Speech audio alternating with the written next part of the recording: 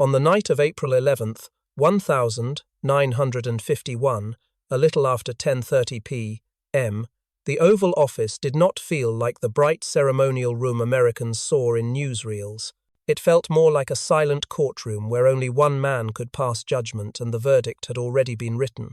Harry Truman sat behind the worn presidential desk, shoulders high kung lai, leaning over a single sheet of paper that seemed heavier than But Ki Bao Kao Chien Trung Nao Ong Tung Dok. It was not just a routine military order. It was the document that would remove General Douglas MacArthur, the most famous soldier in America, from every one of his commands in Korea and Japan. The nib of Truman's fountain pen trembled for a second, not because he doubted the decision, but because he understood that with one stroke of ink he was about to sever a legend that had been built for nearly a decade. The clock on the wall ticked loudly in the quiet, each second landing like the sound of boots on cold stone. In the dim light, a few advisers stood near the windows, their faces half in shadow, deliberately avoiding staring at the line where MacArthur's name was typed, as if simply looking too long might somehow bend the course of history. In Truman's mind, images flickered like fragments of an old war documentary. MacArthur on the bridge of a battleship, cap tilted just so, dark glasses hiding his eyes, corncob pipe clenched between his teeth. MacArthur striding through the surf in the Philippines while cameras rolled, soldiers splashing behind him as if they were extras in a carefully staged scene.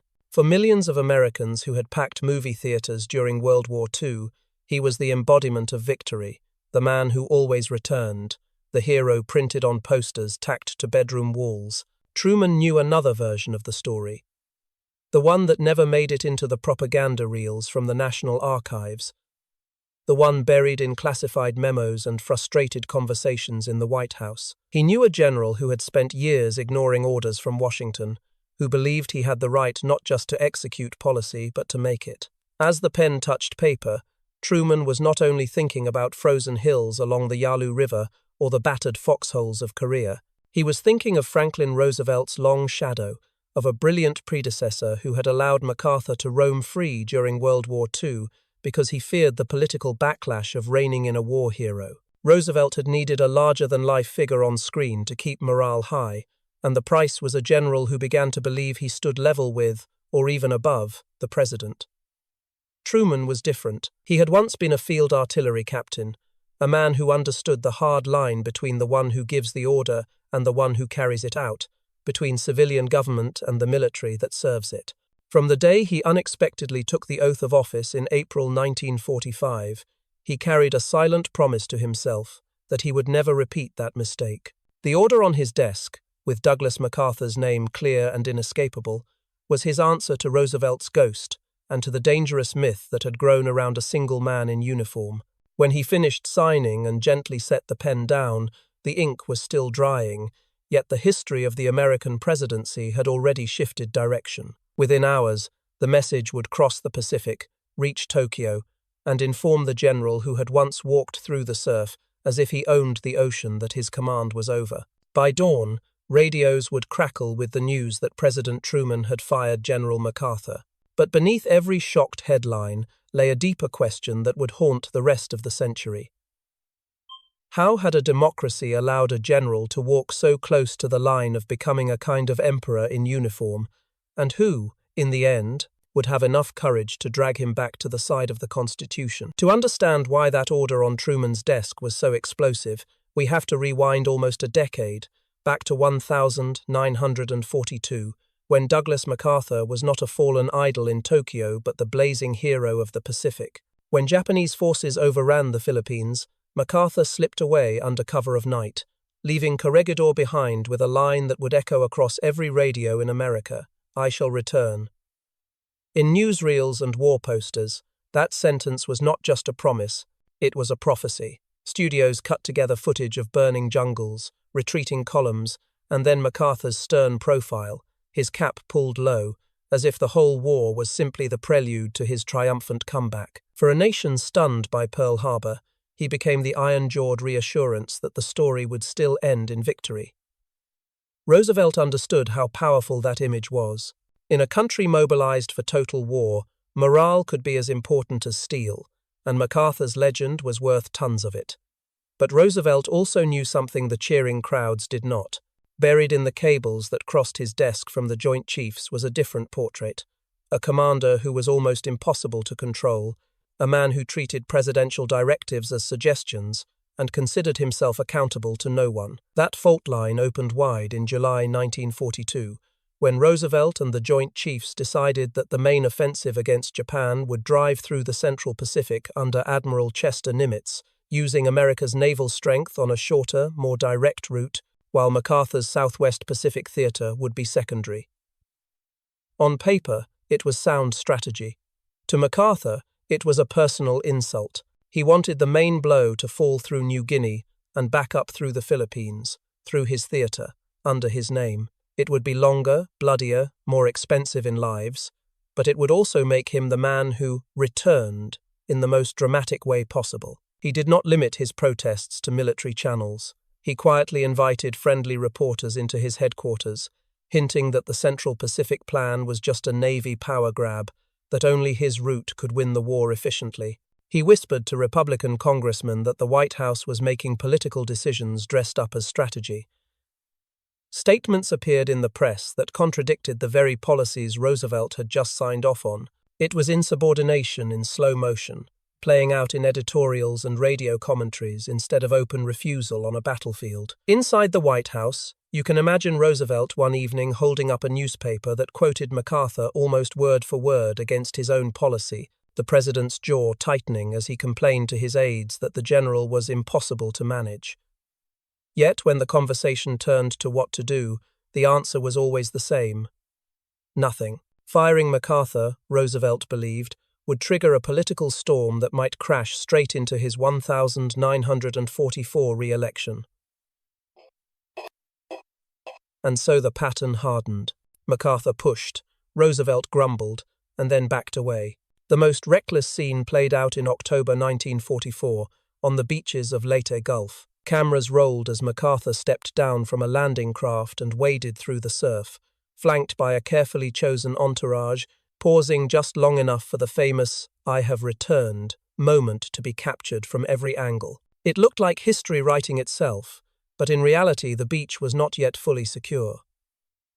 Naval and air officers had to scramble to protect an unannounced photo opportunity that put the entire command structure at risk. When the story reached Roosevelt, witnesses later recalled him furious, calling it the most self-advertising, reckless stunt he'd ever heard of. Then, after a long pause, he did what he had done so many times before with MacArthur. He sighed, recognized that the general was simply too popular to touch, and chose not to act. In that silence, in that one more decision to let it slide, the seed was planted for the crisis Truman would one day inherit. When Franklin Roosevelt died in April 1945, Washington went silent for a few stunned hours. Then the machinery of government lurched forward again, and a former haberdasher from Missouri, a man most Americans barely knew, placed his hand on a Bible and became President of the United States.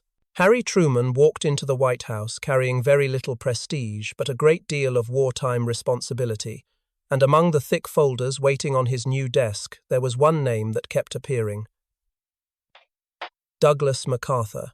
In the first weeks, Truman sat through long briefings that seemed to blur into one another, but the pattern that emerged around MacArthur was sharp and disturbing. On the surface, the general was doing what no one had ever done before, overseeing the occupation and reconstruction of a defeated Japan, issuing orders that reshaped a former empire into a fragile democracy. Newsreel cameras from the American home front showed him arriving at Tokyo headquarters, towering over Japanese officials, writing decrees that outlawed militarism and rewrote the Constitution. To the public, he looked like a stern but benevolent proconsul, the man who had tamed an enemy. Inside the classified reports, another picture appeared. Truman read accounts of how MacArthur now communicated directly with foreign leaders, how he issued political statements that went far beyond any military remit, how he had publicly criticized earlier decisions about the atomic bomb, suggesting that his ground forces could have forced Japan's surrender without it. The file read less like the record of a subordinate and more like the diary of a man who believed himself a sovereign in his own right. Truman, who had once commanded an artillery battery in muddy French fields, felt a visceral discomfort at that. In his world, a captain who second-guessed orders from above would be relieved without ceremony. Yet here was a five-star general who had spent years skating past the edge of insubordination without ever feeling the ice crack beneath his feet. In quiet moments late at night, with the White House corridors almost empty, Truman is said to have gone back over the memoranda that Roosevelt had left behind, tracing in his mind the pattern of indulgence and avoidance that had allowed MacArthur's ego to swell unchecked. In one imagined scene, he takes a pencil and underlines a paragraph describing MacArthur's behavior, writing a simple note in the margin, "This cannot continue." But he also knew the political reality. In 1945 and 1946, the American public was still intoxicated by victory, still applauding returning soldiers in ticker-tape parades, still hungry for stories of battlefield heroes. To move directly against MacArthur then would have looked like a betrayal of that celebration. So Truman chose patience. He let the general remain emperor like in Tokyo, moving through lines of saluting officers and bowing civilians, while in Washington he quietly instructed his staff to document every incident, every speech, every unauthorized initiative. He would not pick a fight for the sake of proving himself. Instead, he waited for the moment when the question would no longer be about pride, but about the survival of civilian control itself. The camera of history, if you imagine it, pulls back at this point, showing two men on opposite sides of the world. One sits in the Oval Office, small, bespectacled, almost understated, turning pages in a growing dossier. The other strides through the Dai-ichi building in Tokyo, his presence filling the wide corridors, convinced that history has chosen him for a special, almost mystical role. The collision between those two visions of authority had not yet come, but the fuse was already lit, and somewhere on the map between them lay a peninsula called Korea, where everything would finally explode. The spark that would finally bring Truman and MacArthur into open collision was struck on a summer morning in 1950, when North Korean tanks rolled across the 38th parallel and sliced into the south like a knife. In the confusion of those first desperate days, with maps on the wall crowded by red arrows pushing ever southward, Truman gathered his advisors and made the decision to commit American forces under the banner of the United Nations. When the question of who should command those forces arose, the answer seemed almost inevitable.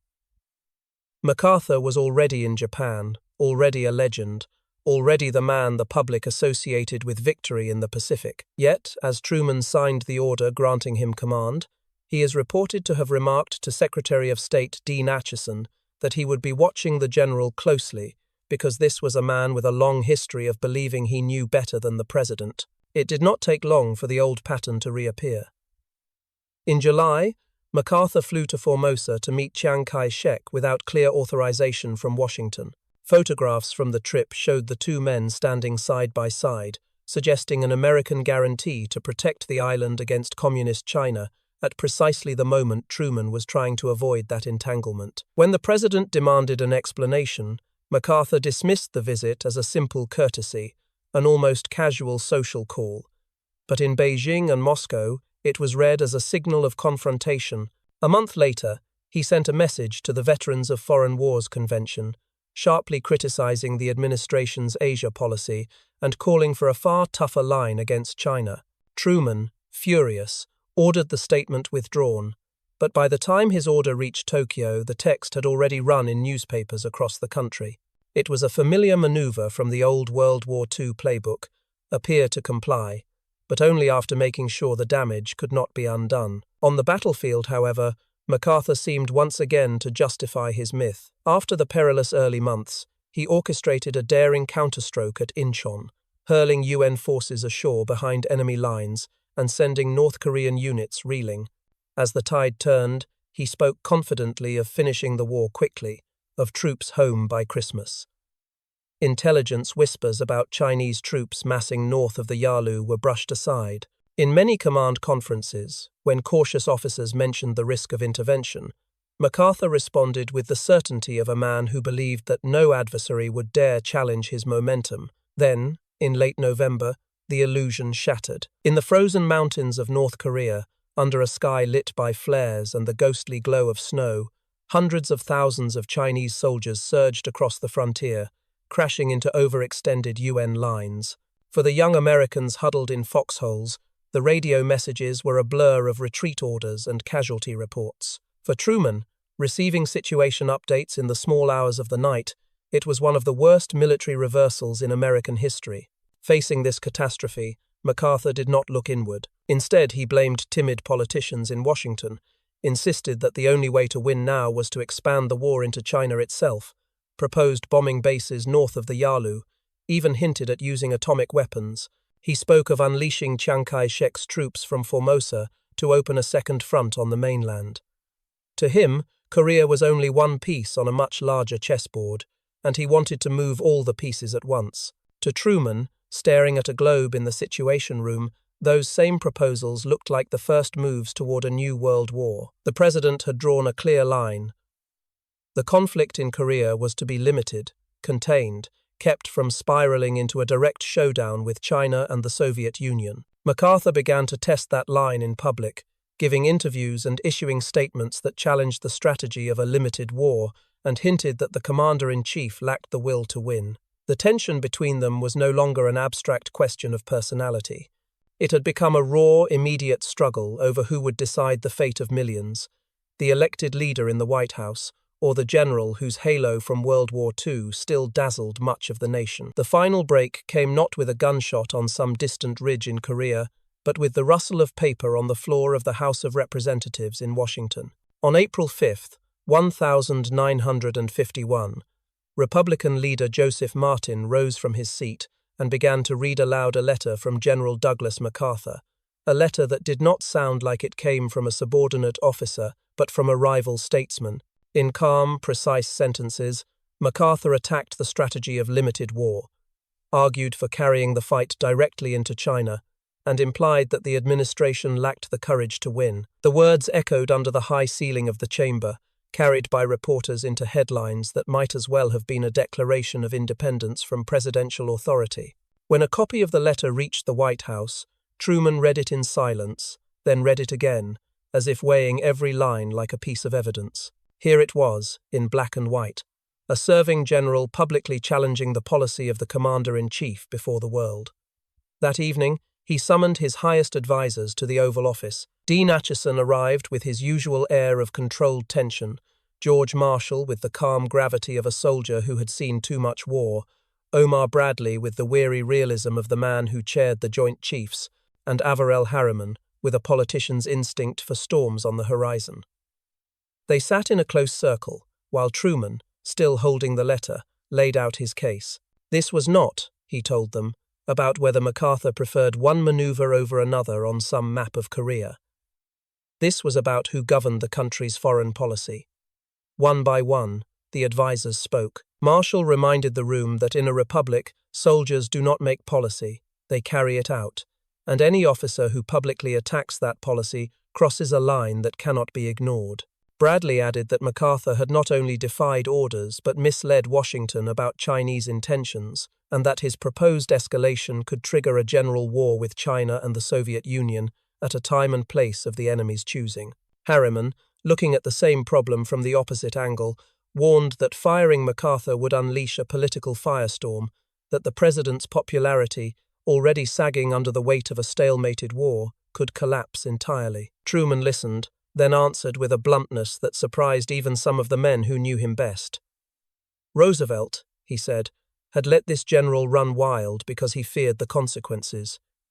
He would not. The Constitution named the President Commander-in-Chief, not Douglas MacArthur.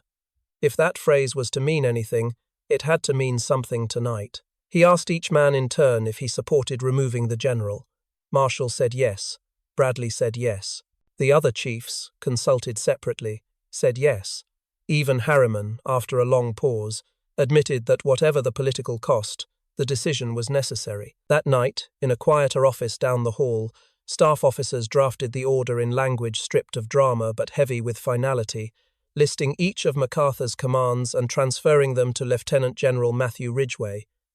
Truman signed, on April 10th. The plan was to send the order through military channels and announce it later, giving everyone time to breathe. History, as often, refused to cooperate. On April 11th, word leaked to a major newspaper, and Truman's press secretary rushed into the Oval Office with the warning that MacArthur might hear of his dismissal first from reporters, an indignity that would only deepen the crisis. The president did not hesitate. He ordered an immediate public announcement. A little after 1 a.m. Washington time, as most Americans slept, the White House released the statement that General of the Army Douglas MacArthur had been relieved of his commands. By morning, radios from New England farmhouses to California diners were repeating the news in stunned tones. In living rooms where MacArthur's portrait hung beside family photographs, people stared at the speaker cloth as if it had lied to them. Some saw a weak politician striking down a hero. Others, more quietly, wondered what kind of conflict must have been raging behind closed doors for a president to take such a step. The clash that Roosevelt had postponed for years had finally arrived, and it was about much more than one man's career. It was about whether the uniform or the ballot box would have the last word in a time of war. The shockwave from Truman's decision did not stop at the walls of the White House. It rolled across the entire country like distant thunder, growing louder with each passing day. When MacArthur's plane touched down on American soil, he was not greeted like a dismissed employee but like a returning conqueror. In San Francisco, an estimated 7 million people lined the streets, waving flags, leaning out of windows, climbing onto lampposts just to catch a glimpse of the man in the peaked cap and dark glasses. For many, this was not a general coming home in defeat, but a wronged hero returning from exile. A few days later, he walked into the Chamber of Congress through an honor guard of applause, the air thick with emotion, and delivered the speech that would become his epitaph. Old soldiers never die, they just fade away. Cameras zoomed in on congressmen wiping away tears, on faces set in grief and anger. And somewhere across town in the White House, Truman watched the broadcast in silence, fully aware that in the court of public opinion, the verdict had not gone his way. His approval ratings plunged to the low 20s. Letters and telegrams flooded in, 20-1 against him. Some called him a traitor. Others demanded his resignation. A few went so far as to threaten his life. It would have been easy, in that moment, for the story to harden into a simple legend of a brave general destroyed by a small man in a suit. But democracies have a way of forcing a second look. The Senate convened hearings to investigate the dismissal, and for weeks the nation listened as the curtain was pulled back on the private struggle over Korea. MacArthur appeared first, sitting tall at the witness table, answering questions with the same iron certainty he had once carried onto the battlefield. He defended his vision of total victory, of bombing Chinese bases and opening new fronts, and did not conceal his contempt for what he called political timidity. At first, his testimony thrilled supporters, yet as the days passed, the tone shifted. The more he spoke, the clearer it became that he saw civilian leaders less as masters than as obstacles. Then came the generals still in uniform, George Marshall, Omar Bradley, and the other Joint Chiefs. Men who had every reason to sympathize with a fellow soldier, calmly dismantled the idea that MacArthur's plan was the only path to honor. Bradley, in words that burned their way into the record, warned that the strategy the dismissed general advocated would have involved America in the wrong war, at the wrong place, at the wrong time, and against the wrong enemy.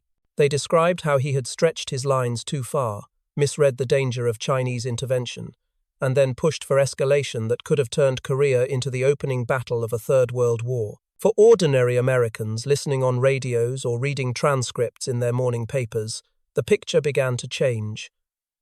This was not simply a case of courage versus cowardice.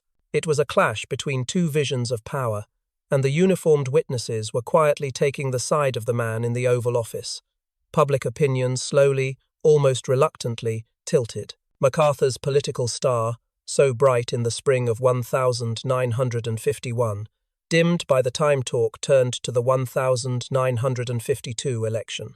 The calls for him to run for president faded, as party leaders realized that the hearings had stripped away much of his invincibility. He retreated into a more private life, giving speeches, writing, always preserved in the national imagination as a great but complicated figure. Truman, for his part, never regained real popularity, but he never apologized either. In later interviews, He explained his logic with the plain language of a man who had long ago stopped caring about polls. Roosevelt, he said, had made a mistake by allowing MacArthur to ignore civilian authority because firing him would have been politically dangerous. That indulgence had taught the general the wrong lesson. Truman refused to repeat it. A general who would not follow orders was not an asset, but a threat to democracy. In a quieter moment during the transition in 1952, Dwight Eisenhower, himself a five-star general turned president-elect, met with Truman and, according to later accounts, thanked him for taking the step that no one else had been willing to take. "You did what had to be done," Ike told him. "By firing MacArthur, you reminded every officer in this country that the military serves the civilian government, not the other way around." That private acknowledgement, coming from a man who knew the weight of command, was perhaps the clearest confirmation of what Truman had risked. Looking back, historians would come to see that April night in 1951 not only as the end of a career, but as a defining test of the American system. In a century when dictators across the world had wrapped themselves in uniforms and claimed destiny as their shield, the United States proved, in the quiet scratch of a pen on paper, that no general, however heroic, stood above the Constitution. Truman paid the price in popularity, but he left behind something more durable than poll numbers, a precedent that still warns every ambitious soldier that there is a line they must never cross, and that somewhere, in some future Oval Office, there will be a president prepared, if necessary, to sign their name on an order just like the one that ended Douglas MacArthur's command.